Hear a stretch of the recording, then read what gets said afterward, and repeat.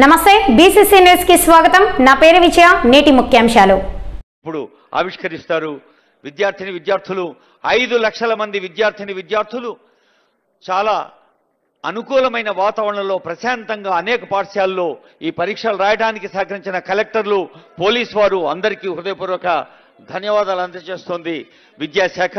మరి విద్యాశాఖ secretary senior IAS officer యోగితారాణి గారు, విద్యాశాఖ డైరెక్టర్ సీనియర్ ఐఏఎస్ ఆఫీసర్ ఈవి నరసింహారెడ్డి గారు వేదికపై ఉన్నారు. అదిగో 10వ తరగతి పరీక్షా ఫలితాలు.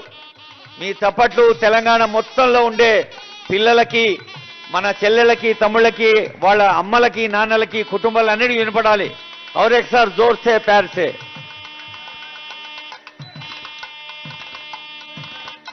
విద్యాశాఖలోని ప్రతి ఒక్కరూ, ఉపాధ్యాయులు, పాఠశాల యాజమాన్యాలు, అలాగే మీడియా, తల్లిదండ్రులు, సమాజంలోని అన్ని వర్గాలు, పోలీసు విభాగం